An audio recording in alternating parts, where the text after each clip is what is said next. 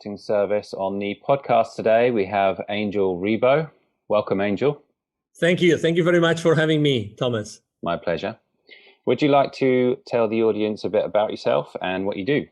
Oh, absolutely. Well, I'm originally from Barcelona, although I live in Texas. I've been living here in the Dallas area for the last 10 years.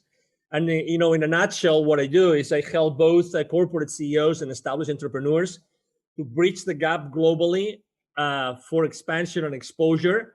I basically use internationalization as, strategies to help accelerate the growth of their businesses. That's what I do. And also I have a nonprofit. It's called Wisdom for Kids. And what we do is we help underprivileged kids in Latin America become entrepreneurs using their local resources. So those are basically the two main things I do in my life.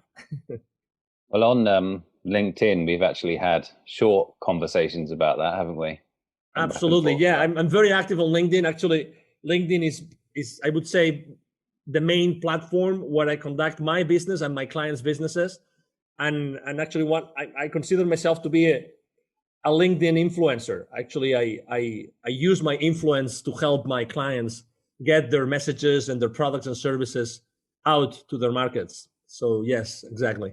Well, I know from the profile that you are the CEO Confidant, but just in terms of what you do, is it accurate to say that you're a coach, a CEO coach? Well, that's a great question. So I started as a consultant, right? So basically, giving my 5 cents, my piece of advice to the CEOs of this world, exactly. But eventually, I became more of a coach, and not only a business coach, but also, as you said, a CEO coach, in the sense that when you start building trust with your clients, they eventually ask you or ask me, and hey, can you also help me with my position, specifically with the role I have in the company, with my life even.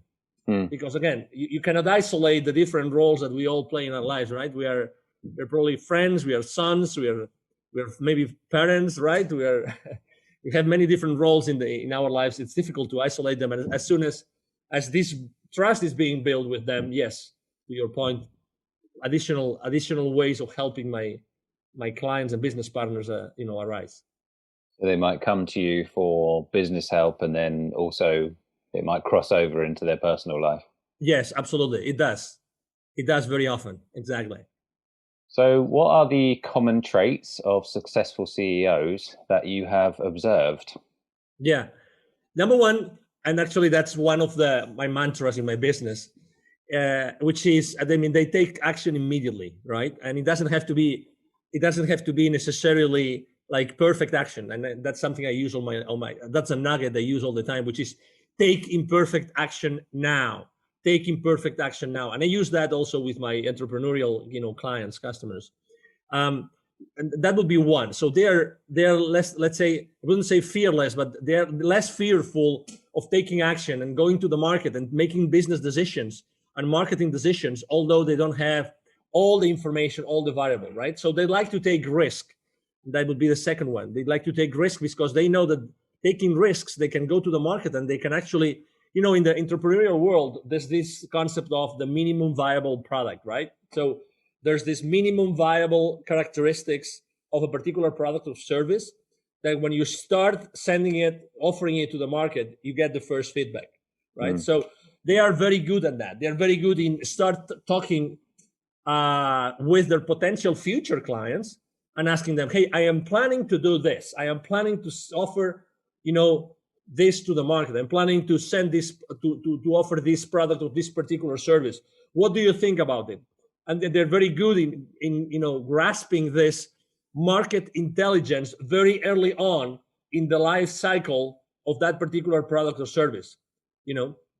So again, taking imperfect action, being open to take risk. And the third one would be they're all very, very, very mindful that the key thing inside the organization, so that they are able to provide their boards with the answers that they're looking for, the shareholder value that they're looking for.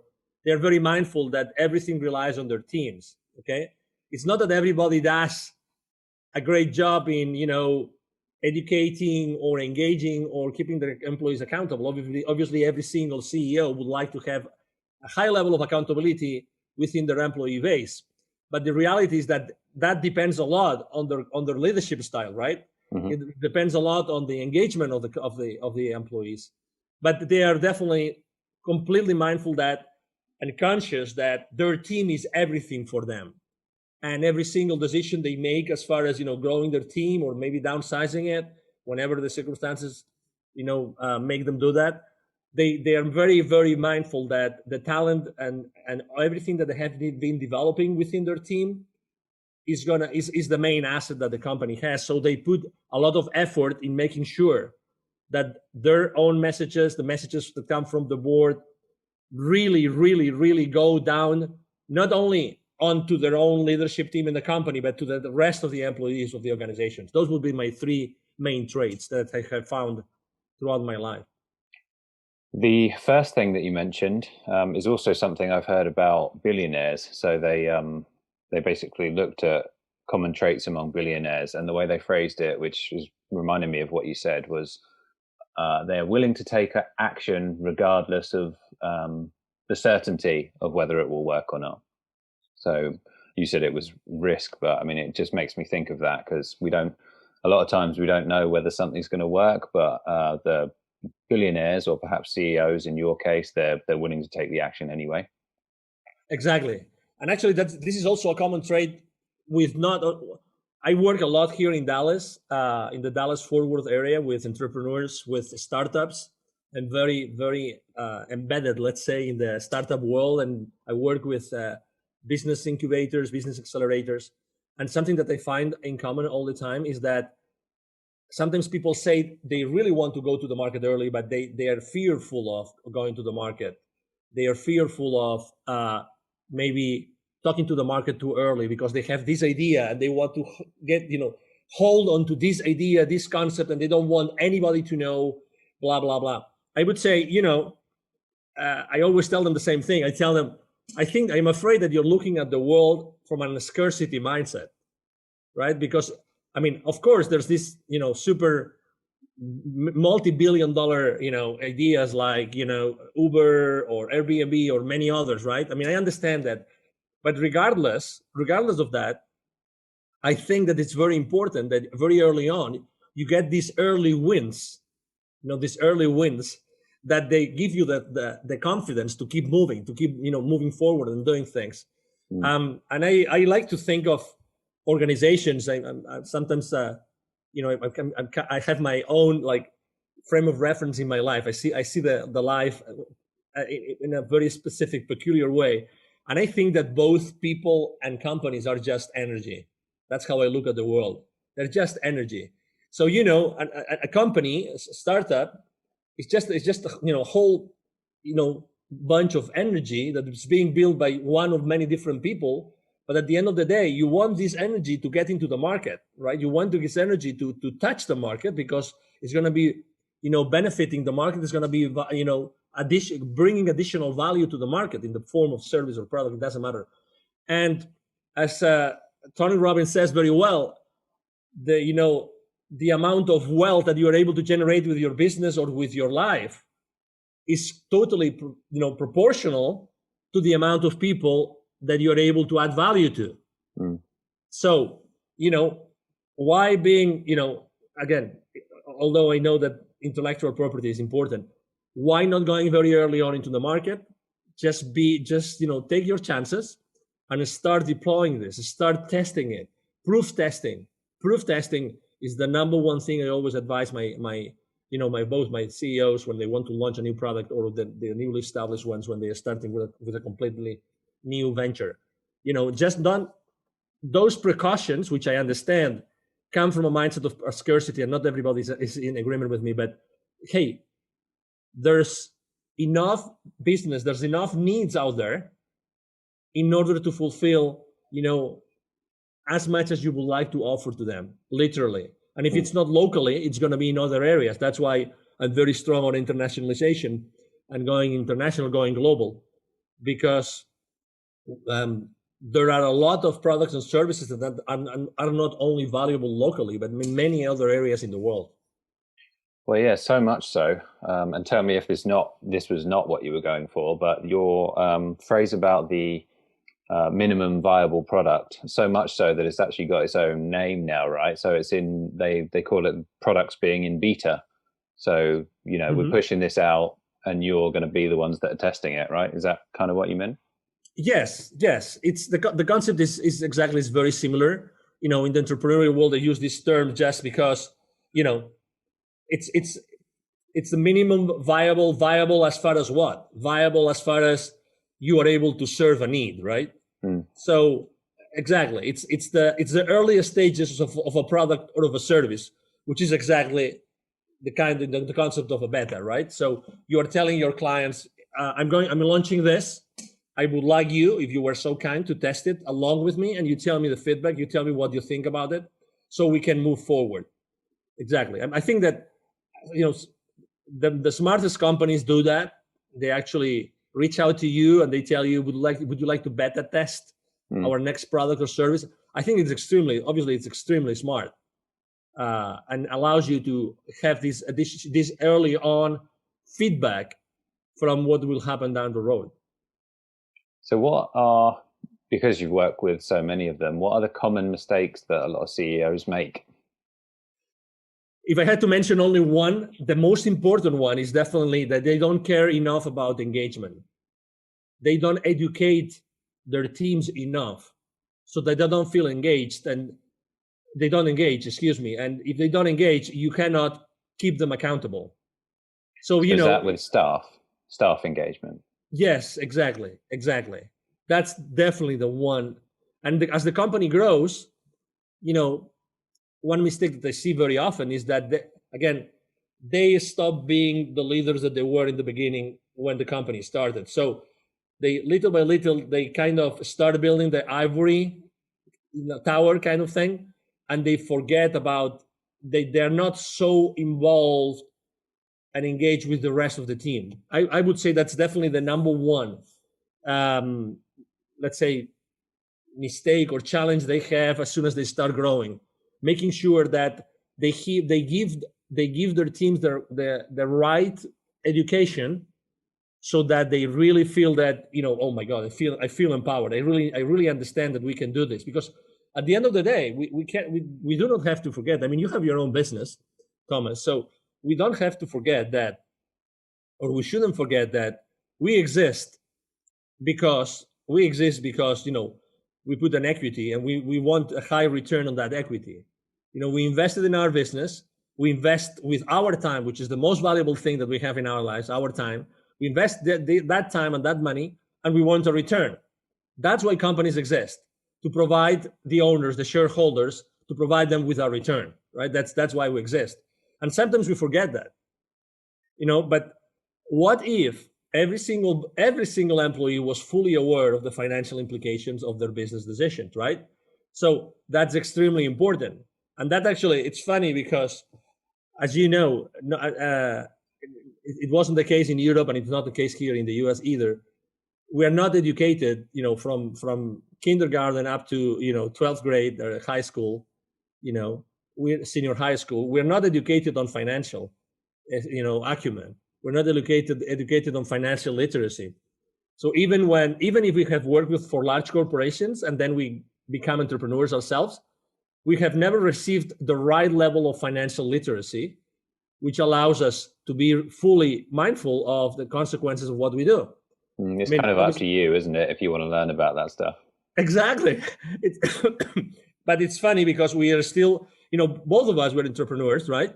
We still made the decision of going out to the market, offer our services, and risk it. We risk it every day. We risk it every day. We go out there, we have our marketing, we have our podcast and exposure and everything, but still we risk it every single day. So if you take this into larger organizations, the reality is that there's a common elephant in the room, and that goes up to C-level as well, to the CEOs, which is not everybody has received the right level of financial literacy. I mean, I was reading the other day a great book that speaks about very basic business concepts, and uh, only 46% of C-level of business operators really understand the basic financial principles of organizations. Only. So it means that there's this big elephant in the room. Excuse me, I just let me take that back. It's 46% of C-levels are able to understand the main financial principles of the organizations. So it's not that they don't understand it. It's just that they have not been trained to do it. Mm. They have not been educated to understand fully the financial implications of the business decisions that they make every single day. That's why that's definitely the number one challenge.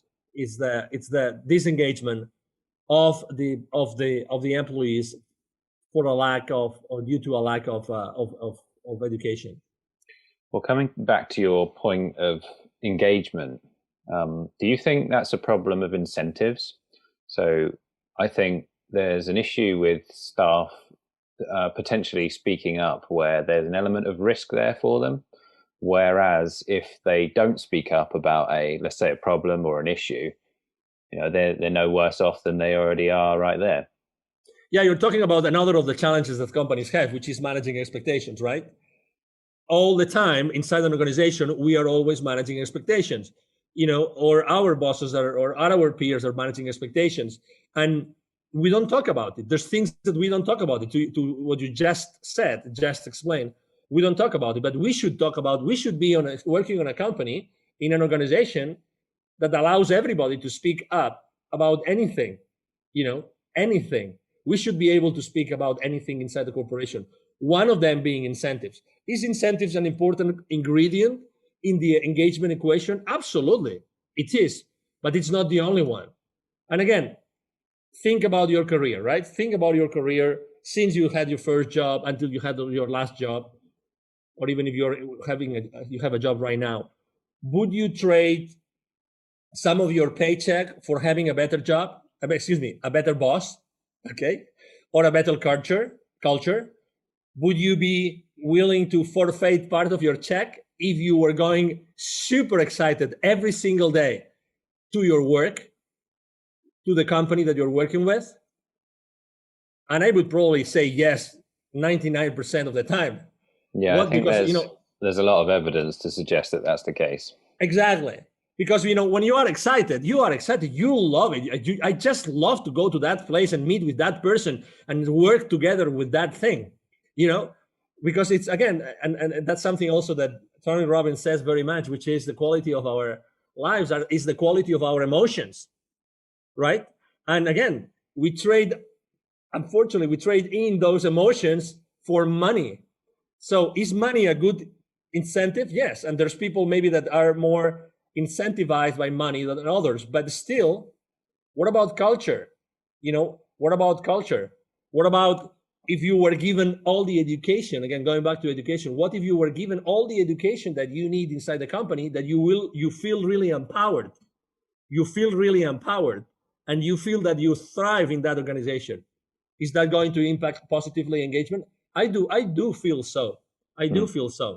So that's why I believe a lot on very much on money is important, and again, for me also, money is a matter is a form of energy, right? Which is good, obviously, and we have to pay our bills, and we want to buy our houses, our boats, our airplanes, whatever that is. But still, it's the every single day emotion that we go through and experience, human experience, with our feelings and emotions, that really counts. And when you go back home at night, when you explain how was your day, right? If there's someone at home asking you how your day was, even if it is your dog, right? Your wonderful dog that's looking with his beautiful eyes to you, that he's asking you, I miss you, I miss you, sir, I miss you. How was your day? And you start talking to your dog, I'm sorry to put this comparison here, this metaphor, but I really believe that emotions and feelings make a big difference when you go back home and you reflect about the day that you just had. No, it's the way you want to spend your life, right? So I totally agree with you. Yeah, exactly. So have you got some success stories that you're proud of in helping CEOs? Yeah, there's a lot of stories. I would probably like to explain or to tell the story about a small company, just because I think that there's a lot of entrepreneurs out there. There's a lot of people listening to this podcast, and obviously, I thank every one of them here right now listening to us, because I think that it's a story of consistent, imperfect action being taken and believing in one's products, services, and team. I remember a company that went from literally a few thousands of dollars and having also only 2 employees that I started to work with. I started to support, I started to coach, I started to help them go to the market. I started defining the different, functions of inside the company. And within 2 years and a half, they were already 43 employees, and they were really, really close to $1.5 million in revenue. I like to explain that story because the owners were very young. Mm. And I remember that I was reluctant to start working with them because they didn't have really that much of an experience. The most important experience that they had was in a very large corporation. It was actually an appliances company, both of them. They had different, engineering responsibilities, positions inside that company.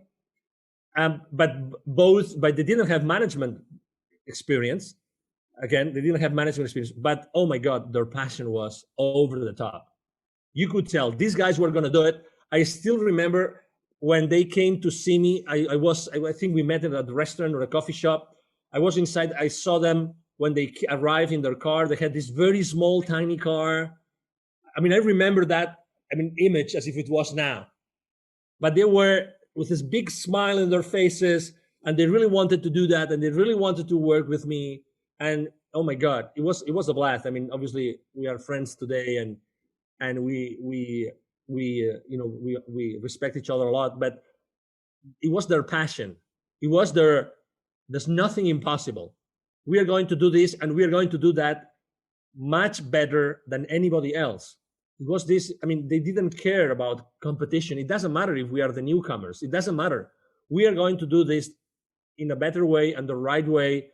And we're going to put a lot of innovation in what we do, and we see the world in a different way. And if I had to reflect and also say, besides their passion, what also made them successful, because they didn't have the experience as business owners, right? Mm. Is that they were really good in dealing with people. Their team members loved them. They were a couple. Their team members loved them. They had a very something that I liked a lot. Today we talk about a lot about uh, gender equity. They did a great job.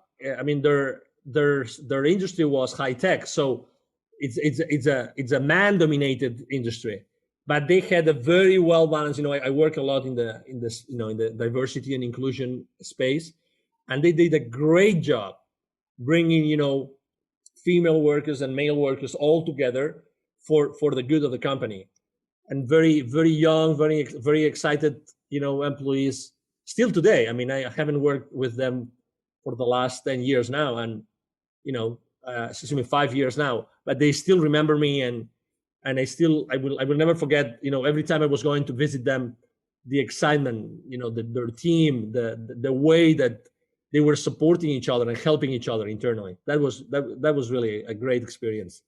So they went from 2 to 43, did you say? Yeah, yeah. Now, for some reason, when I asked the question, I thought that it would be, taking a corporate to bigger numbers or something, but I can completely understand why it would be something, I don't know, more meaningful, a story that's more meaningful to you, taking something which is barely just started to what most people define as successful.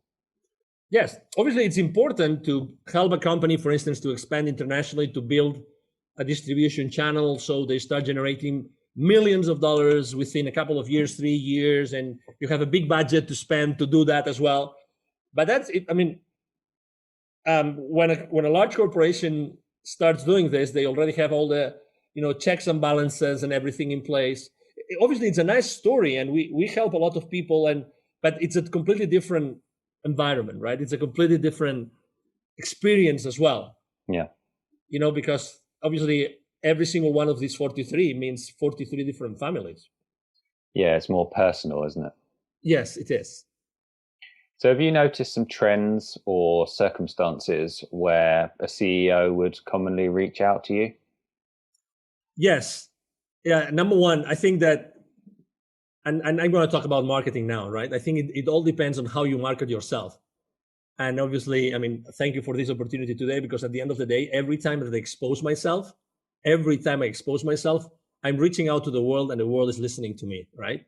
So what kind of CEOs, you ask me, what would make them reach out to me? I would say, what makes them be attracted to me? Okay, that's the question I'm going to answer. It's the smile, isn't it? Well, obviously, I mean, it's the attitude. It's the attitude.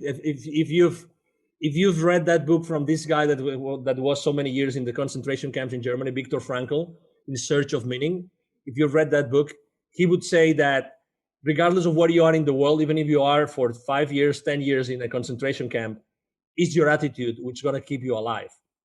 So it's the same thing. So I think that number one, obviously, people reach out to me because they have something that they want to do, or they have something that they want to get rid of, and they are looking for help. So number one, they are humble enough to ask for help. That's the number one thing. Those CEOs know that they need help, and they think that they could help them, either because of my professional background, or either for the values that I put out there every single time I go out there with any of my marketing strategies, right? You probably have seen that exactly. I'm very active on LinkedIn. I post every single day. I make a mix of my clients' content, my content, very personal things. I actually talk very personal very often. Last year I talked a lot about building bridges and these kind of things, right? I like the comedy. Yeah, exactly. And I like to connect. Like at an emotional level, right? And at a very human level. So I stand for humility. I stand for probably acceptance. I stand for gratitude. I think that those three principles, at the end of the day, if you consistently get out to the world and expose yourself with a specific verbiage and attitude, eventually the world comes back to you because of that, because they value those principles, or they value that what you do every single day. There's this, you're a marketing expert, so that when someone starts talking about, okay, so I'm going to serve that community, and that's going to be my persona or my avatar, and very often we make a big mistake, which is we're trying to have this avatar so wide so we can attract everybody, and it's the other way around. It takes a while to entrepreneurs to understand this, that the more specific you are about how you position yourself and how you are yourself reaching out to the world, the higher the chances that you're attracting the CEOs or the business owners or the entrepreneurs or the startup, leaders that you want, that they need your services, that you want to attract to your practice. If you're marketing to everyone, then you're marketing to no one. That's exactly the quote that I use for that one. So would you say that it's about they're looking to achieve something, and they're not 100% sure on what it is that they want to achieve, but they see you as the person who can help them get there, basically? That's a possibility. I would say that sometimes they know that they need help, but sometimes they're not able to put it into words perfectly, and it would surprise you from a high level executive, right? But at the end of the day, it's they're humans. They're human beings, and you don't know the circumstances that made that person become the CEO of that organization. You have no idea, right? I mean, you just guess, right? You go to Facebook, you go to LinkedIn, you look at their profiles, right? And you just guess what they went through in their lives, but that has nothing to see. I think that anything holds on paper. Anything. You can justify anything just because of a piece of paper, right? But what is the reality behind that? What is the real concern? What are the emotions? What are the feelings, right? What is the thought process of a person? You have no idea until you start talking to them. That's why I'm saying they might want something, but they don't really know what they need. I'm going to repeat this. They might want something, but not necessarily know what they need, right? So that's why, in the beginning, in the initial conversations with our, potential clients, that's what we do. We try to make sure that maybe what they think that they want, you can provide them because you have been able to understand what they need, right? So they have a sense of fulfillment when you provide them with what they want. Does it make sense, Thomas? Profound. Yeah, it is profound. Yeah, but it is. Yeah, I mean, we are complex. We are complex people. I mean, individually, we are, we are the sons and daughters of all the circumstances that we have lived in our lives.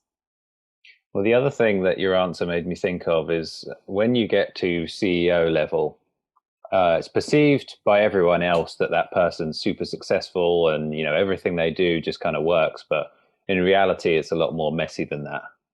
Oh, absolutely, exactly. It's I when I lived in the UK, I learned a term that I have used since, which is orderly disorder. Orderly disorder. Okay, so we would think that CEOs, besides being successful, besides having a nice paycheck, right? Besides all of that, they have a very ordered life.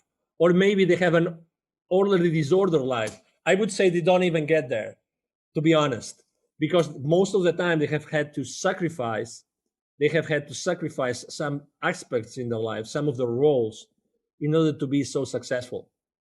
Okay, so again, we're going back to the same place. It's like when you are a CEO and you go to meet your board, the shareholders, right, the investors, it's like when if you're ever being called, Thomas, to the principal's office, it's kind of the same thing. He's still a human being, or she is still a human being. The CEO is still a human being, and they have to respond to the commitments that they made the previous quarter or the previous fiscal year, right? Whatever the checks and balances are. But again, they are still human beings, and they have had to sacrifice, because how many hours, is it 168, right? Hours a week. So we have 168 hours a week. So that's how many hours we have, all of us. It doesn't matter if you are the CEO of General Electric or British Aerospace, or you are a small business owner, or you are an employee. It doesn't matter. We all have the same amount of hours. So what do you do? What do you sacrifice? Are you obliged to sacrifice? Probably you are too. You are. So are you at the right company as a CEO? That's another question that sometimes I help CEOs to answer. Are you at the right? I mean, what is the toll that this role of yours is taking into your life? What is the toll? Are you willing to keep on paying that toll every single morning when you get into your car and you're driving towards your office? Is that still enough? Is it still paying off? Are the dividends, are your personal and family dividends enough? And for instance, a family is a good indicator, right? Family, kids, wife. This is a great indicator of someone's life, of someone's quality of life. Because, I mean, obviously not everybody feels compelled to have a family, but the ones that do, very early on, they realize that they want to really live the lives of their kids. Otherwise, someone else is going to be, raising them, excuse me. Yeah. Do you find that asking that question, typically, are they in the right role often, or are they often not in the right role as CEO, or in the right company even? Most of the time they're in the right, they are in the right. Well, they think they are, because, I mean, they have been reinforcing that thought for how many years? How many years did it take to them to be in that place? So can you imagine how strong those neuronal connections? Let's talk about thoughts, right, and beliefs. Considering the neuroscientists, the people that know much more than me about thoughts and ideas and beliefs, they say that every single idea is a neuronal connection in your brain. The more that connection fires together, it wires together. So imagine someone that has been for their entire lives, firing together those thoughts. I have to do this because I want to reach the summit. I want to reach the summit of my corporate career. I want to do that. I want to do that. So their thoughts are very strong, very strong.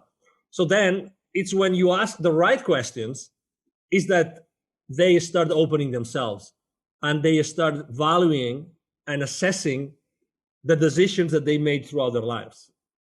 And there might be my questions, or there might be maybe some incidences that happen in their kids' lives or in their relatives' lives, or even at their parents' lives. Some people are always very attached to their parents, and sometimes parents obviously they age, they grow older, and sometimes they don't have their kids around or their children around to help them as they age. So yeah, so I think there's always a discovery there. Well, I think that I heard that regarding changing people's minds, the sort of the emotional feeling that people have around changing those beliefs is because in the brain, it's located near the pain center.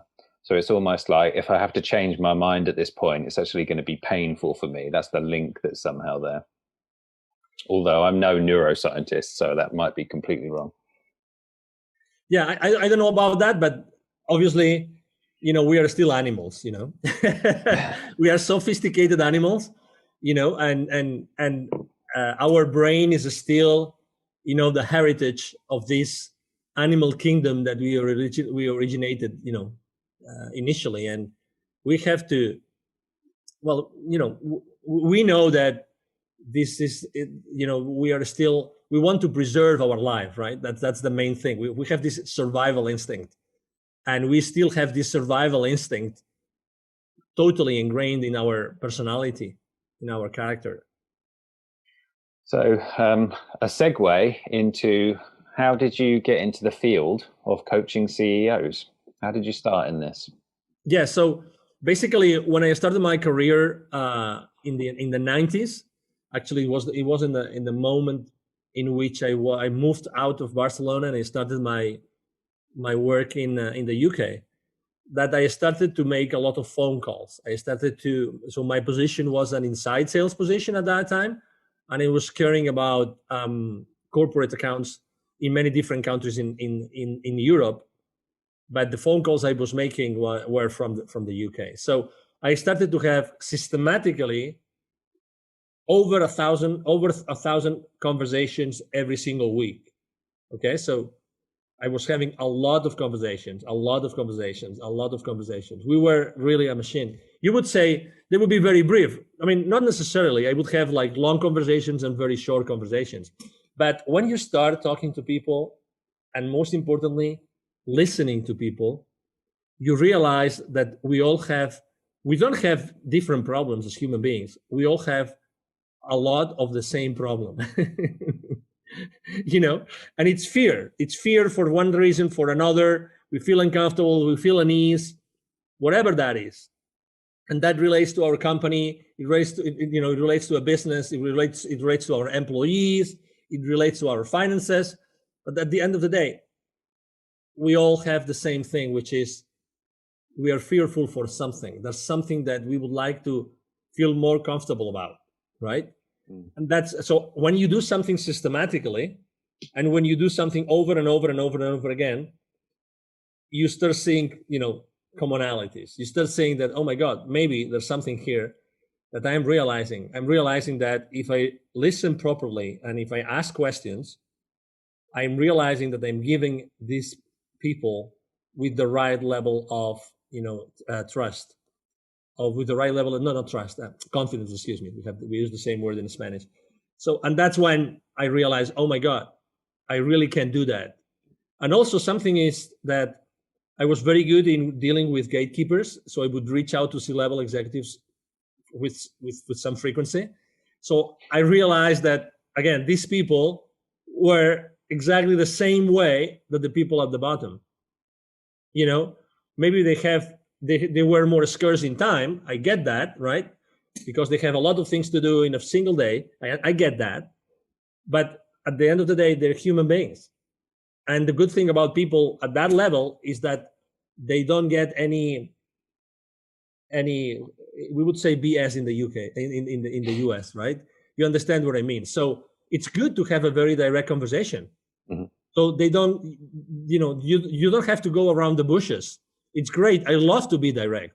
I love to be in a conversation in which, we spend 5 minutes and not 30 minutes, or we spend 10 minutes and not, 1 hour. You know what I mean? I like to have a straightforward conversation. So this is the deal. This is what I would like to do. This is what I would like to accomplish, blah, blah, blah. I like that. Maybe that's the only difference. But to your question again, it's realizing that when you do something consistently, you realize that people really want to be heard. And you are good in listening, and you are good in analyzing what they're saying. That's what got me started. You made a lot of progress in that, and you thought, I can do this. And then what was the steps after that? Well, I have to say that I started to do that while I was in corporate America. So that was part of my role. So even if it was not written in my job description, because coach is like a soft skill to be considered in the job description in a corporate environment, right? But in reality, the people I was working with, and I was throughout my corporate career, I was actually coaching a lot of CEOs, both for growing their businesses and for making buying decisions. So I started to do that consistently. So again, it's like my frame of reference was different. So even though I was always developing business, so like selling, right? Developing businesses for different companies and helping companies develop their businesses, I was always myself on that spot of being a coach. It's like I made the decision myself of being a coach, not only being someone that would be there to tell them you have to do this, this, this, this, and this. And if you don't do this, you're going to fail. And then when we review the sales forecast, no, you didn't do this. You have to do this, this, this, this, and this. It's a decision that you make, right? And I think that, very honestly, Thomas, I think that comes from your upbringing. That comes from your heart. That comes from when you have a relationship with someone. Where does your relationship start from? I think that it's a common denominator in your life, that you start every single relationship from the same place. I really felt like that myself. Honestly, I really felt myself being in that place of, I was always coaching, like asking questions, trying to understand, right? Trying to understand. And I think, again, I connect that very much with my heart, with like listening to my heart's voice, regardless of my degrees, my computer engineering degree, my MBA, regardless. It's like we are human beings. And what can I do to help you? Good answer. I got a list of questions here, and this particular question, there's a context behind it, and that is, I'm sure you've heard the stats before about CEOs working a certain number of minutes per day, the actual productive work that they do. Are you aware of that statistic at all? No, I'm not. I think it's, in a working day, in a normal average working day, they get, I'm fudging the numbers a bit, but it's like an hour and 20 minutes of actual solid work or whatever it might be. And the question is, what would you say is the activity a CEO does the most? And that's the context for that question. I think it's I would say talking to the rest of the organization, mainly the leadership team, to make sure that the organization is aligned. That would be my number one thing. So it's essentially communication. Yes. Okay, that's very interesting, because it just means that the emphasis on that particular skill is very high then, right? Yes, I think that you have to be a good, again, it's you are the CEO or you are the leader of the organization. Who are you? The CEO or the leader, right? I believe that the real leaders, are the CEOs I work with are the real leaders of the organization. And what are, would you say, are the biggest misconceptions about CEOs? Yeah, the biggest misconceptions is what you mentioned before, which is they're so successful, they're so happy, everything is great, everything works out, they have the perfect life. That would definitely be one of them. I actually have a very interesting example to mention, which is a real, this guy was running a multi-thousand employee company in the healthcare sector here in the US. And I will never forget what he was telling me. Actually, we became friends, so I meet with him from time to time, and he always tells me I would sacrifice all my wealth, and so that he made an exit of multi-hundred millions of dollars. He made an exit. So the caliber of his wealth. I would sacrifice all my wealth for having the family that you had. Wow. That's a true story. I would sacrifice all my wealth, all of it, for having the beautiful family that you had. Presumably because in order to become a CEO, you're neglecting the rest of your life, right? Mm-hmm. Yes. And So do you, interestingly enough, he's a people's man. In this case, he's a man. I mean, he gets along with people a lot, but exactly, he sacrificed that part of his life, and it's never too late, right? It's never too late, but there's things that with age they become more complicated. so for people who might be watching this that would want to become a CEO, and they're smart enough to be able to know that that's a problem, what would you say to someone who's essentially trying to have both? Put your priorities right. Put your priorities right. I think that you can achieve both, but you have to put your priorities right since the very beginning, and make the different roles in your life support each other. Sometimes we believe that we can only be one thing or another. How can one thing help me be the other, right? So how can you involve, maybe, I mean, there's CEOs that bring their families to their companies. I mean, I don't mean like employees, but maybe they bring them to show them things that can help them. They bring their kids because they want their kids to be inspired. So and some others try to keep both worlds very separated, very different, right? Very, one aside from the other, one apart from the other. But I would say that get your priorities right very early on in your career, and number two, and make sure that you always think of your life as a pyramid, that every single stone supports each other. Okay, it's not like every single stone in that pyramid supports each other, and then when you start growing, I think that one of the things that we unfortunately don't do well in life, and that's due to the education that we receive, is that we don't ask enough.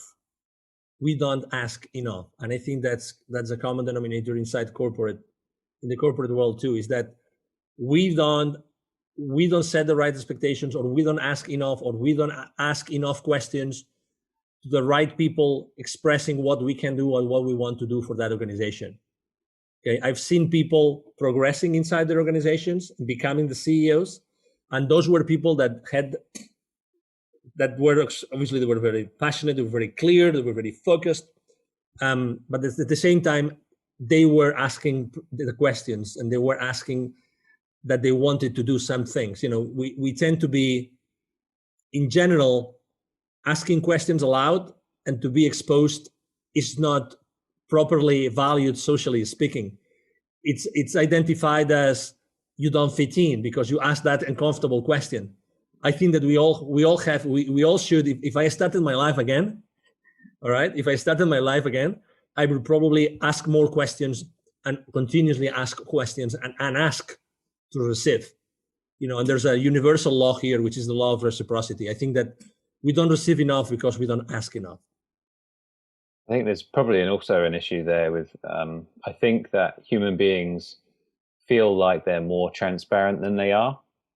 And I don't know if that's a psychology issue from when you're, when you're brought raised, and you think your parents seem to know a lot, and you think that everyone else seems to know what you want, but in reality, people know very little about what you want, right?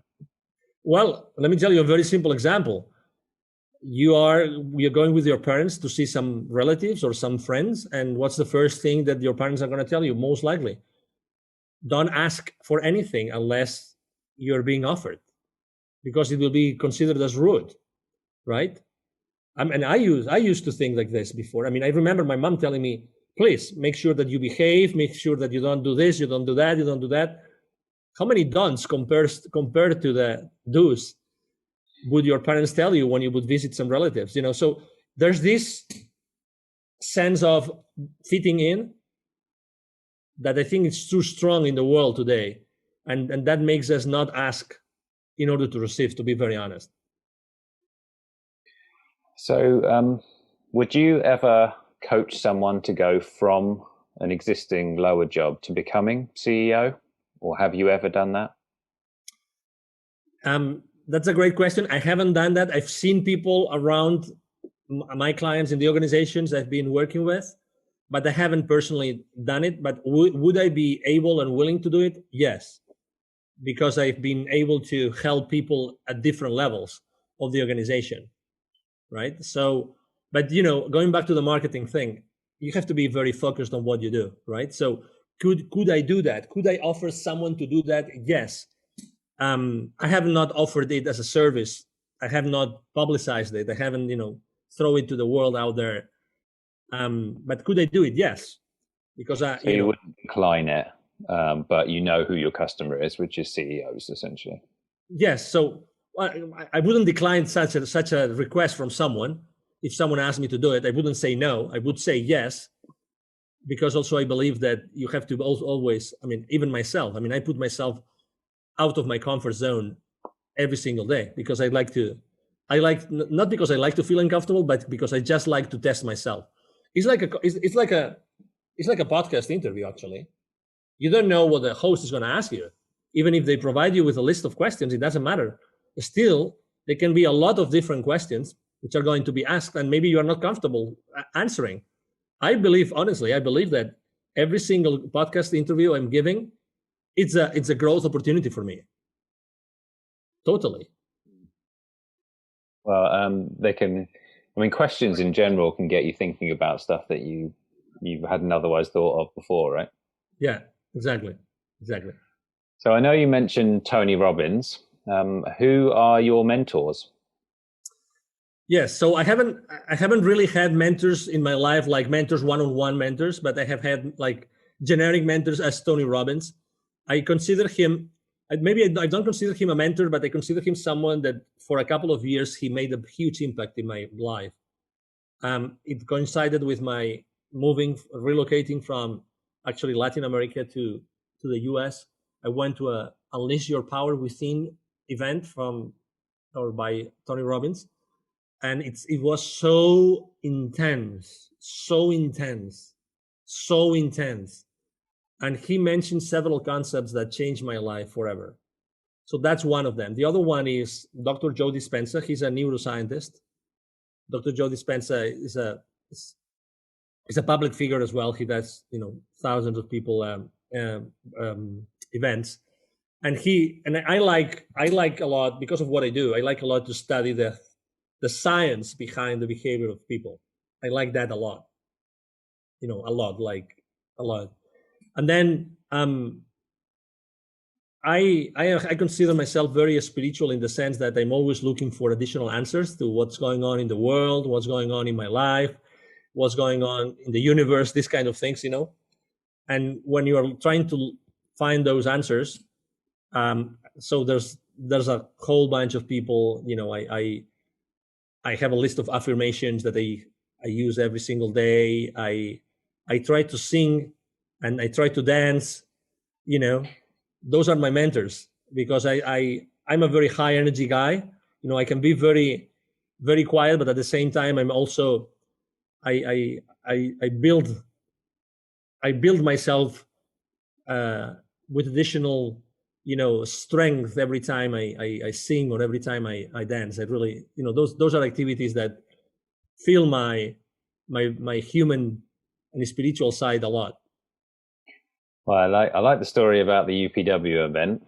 I haven't been to one personally, so it's interesting that you say that. It makes me want Yeah, to go even more. very intense, very, very intense. Can you tell me about when you met Les Brown? Because I'm a fan. Yes, of course. I sit on the board of an organization called Evolutionary Business Council, and I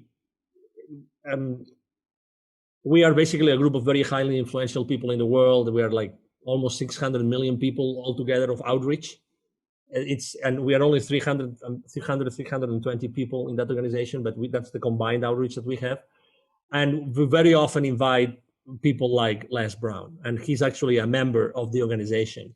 Okay, so we invited him, and we were together in Costa Rica, and we had a blast. We were like 4 or 5 days together. It was a very small event, and we became very close. I mean, we have now common friends, and there's people that in his team, and he is actually I have interviewed him for my activities. I remember one time I did a telethon, like a 22 hour straight of live interviews on Facebook, and one of my interviewees was actually Les Brown.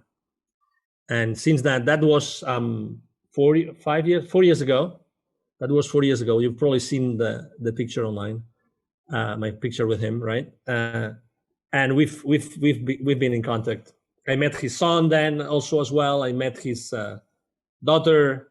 Yeah, he's an extraordinary human being with a great team. I've quoted Les Brown many times, so yeah, I'm a big fan as well. Yeah, but yeah, great story. I've been doing our podcast. I did a little bit of research, and can you tell me about your goal to help 810,000 kids to become entrepreneurs? Yes. So when I started, Wisdom for Kids, basically I started assessing what's the need in Latin America, and the need is very clear. There were 81 million kids in Latin America in 2012, according to UNICEF figures. So I had when I was living in Latin America, I lived in Latin America for 10 years. When I was living in Latin America, I was seeing the poverty all over the place. So when I left corporate America, I decided to start with a couple of friends. I started Wisdom for Kids, which is the foundation that I'm the president of, and I co-founded. And what we do is we help underprivileged kids in Latin America become entrepreneurs using the local resources. So basically, I saw this huge opportunity of helping kids with my entrepreneurship skills and my friends' entrepreneurial skills, and also to connect those worlds, the worlds of the very highly influential people in Latin America I had met when I was coaching, because I coached a lot of people in Latin America, a lot. I lived there for 10 years. And to bring this world down or in connection with the most underprivileged people in the world, which are the kids, right? And then everything started. So we have held more. We had to stop activities last year, but we have held more than 1,000 families with their kids in different areas, mainly in Mexico, because it's the closest place here to the US. And yeah, it's extremely. I mean, it's one of these places in which I recharge my batteries. I get totally knackered because I really work really hard, and I do a lot when I go myself and deliver the training, the workshops, the inspiration that we give those kids. I really empty myself of physical energy, but from a human spiritual energy, I fill up totally by doing that and going to very underprivileged areas and indigenous communities, these kind of things. That's amazing. Congratulations doing Absolutely. that. Thank you. So, I mean, one thing I have noticed from your LinkedIn activity is that philanthropy very important to you. Mm-hmm. Yeah, very much. Because I have been volunteer for local hospices here. I always think that we can do so much more with our time. It's like getting your priorities right. I really think that, as opposed to be And I do that a lot because of my business, but as opposed to be on social media or on TV, you can do so much more to make this world a better place, this world a better place. So yeah, I have helped a lot of people. I have helped a lot of companies. I've been pro bono with a lot of organizations. I've sat on the board of organizations for free. Yeah, I mean, I think that the world, there's a lot of differences. There's a lot of, inequities. Let's put it this way. And some of us, and you are definitely one of them with your podcast, we want to help. We want to be inspiring the world every single day, so. Well, thank you very much for all the value you've given on the interview. And can you Absolutely. tell the audience where the best place for people to find you is? Absolutely. Yes. As you mentioned before, my brand is the CEO Confidant, And my name is Angel Ribo. So the easiest way is to go to LinkedIn because I'm very active. I answer all the messages there. And then my email is very simple. It's Angel, ANGEL, at Angel Ribo. Ribo spelled as RIB as in boy O, Angel at angelribo.com. That's my email address. That's the easiest way to reach out to me. And Thomas, I wanted to say thank you very much for you allowing me to be here to speak to your audience and for having such a great conversation with you today. It's absolutely my pleasure. And I will speak to you soon, all right? Thank you. Thank you very much. Bye-bye. Bye-bye.